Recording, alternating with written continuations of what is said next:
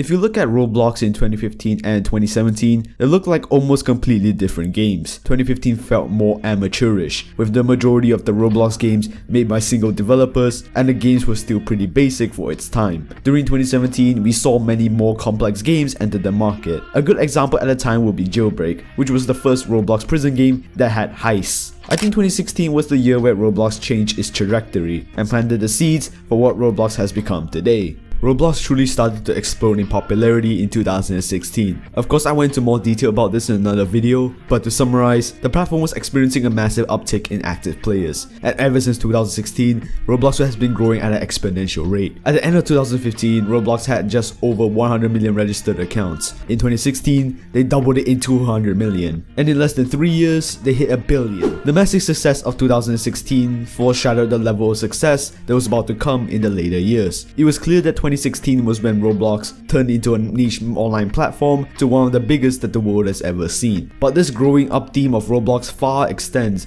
for massive success and changing their logo. We're about to go in a bit deeper. In 2016, the Roblox studio went from a weak little game engine that could only handle the simplest of games to a pretty competent engine that could handle huge projects. Every week, Roblox was pumping in more and more features into Roblox Studio, optimizing it and improving its overall performance. That games made in 2015 and games made in 2017 looked completely different. There are many examples of this change. Let's take Econ 2016 and 2017. In 2016, you can see that it has aged very poorly. Flat textures, little to no lighting, terrible structures. This was a game that felt very in tune with old Roblox. Compare that to the 2017 Econ, which compared to 2016, felt like a whole new game entirely. It took advantage of the better lighting, realistic terrain generation, and higher quality props and models. Keep in mind, this was only a year in difference. And then of course, Econ 2018 came about, which doubled down and increased the quality of Roblox games to a whole nother level. And this was not an isolated incident. This effect was felt throughout the whole platform. I'm gonna give you a couple more examples. Let's take Flood Escape 1 and Flood Escape 2. Flood Escape, if you don't know, was one of the premier games in the 2014 to 2016 era. It was personally one of the first games that I've ever played. Anyways,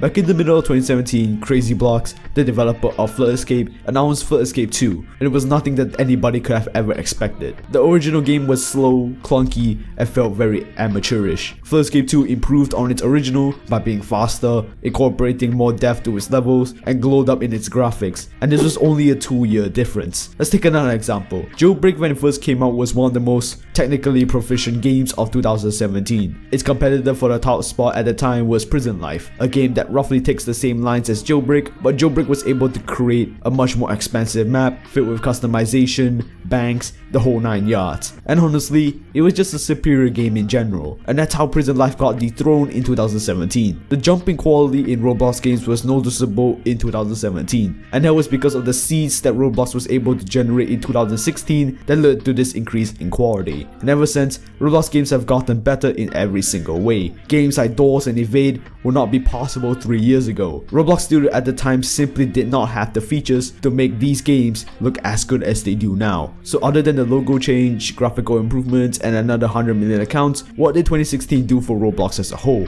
Roblox YouTube really took off in 2016. Before that, the Roblox scene was quite indie. There were only a couple of small time creators that were around during this period. I have huge nostalgia for this period of Roblox content, as the majority of it was made by kids and teenagers, and not massive teams like what Flamingo and Creekcraft are now. Anyways, 2016 was the year where Roblox saw a shift in its content. Big creators took notice of Roblox for the first time, especially big Minecraft creators at the time. Many of the household names in Roblox now actually started in Minecraft. Poke, Creekcraft, Tofu, these channels with millions of subscribers all started out making Minecraft videos. But I think the biggest example of this would be DanTDM. Going into Roblox, DanTDM wasn't a small channel, far from it actually. He already had a couple million by then, and by exposing Roblox to his huge audience, Roblox pretty much got free advertising from millions of people. Like, look at this. Each Roblox video that DanTDM put out in 2016 had millions of views, and some of them even cracked 10 million. This is something that I had noticed all the way back in 2018. 2016, like 5 years ago. It was also the first video on this channel. The point is, Roblox YouTube grew massively in 2016 and went from having small indie creators to mainstream YouTubers covering Roblox as well. It built the foundations of Roblox YouTube today, and honestly, it's crazy to see how much Roblox has grown since. Back then, you would be hard pressed to find a Roblox channel with 100,000 subscribers. Now,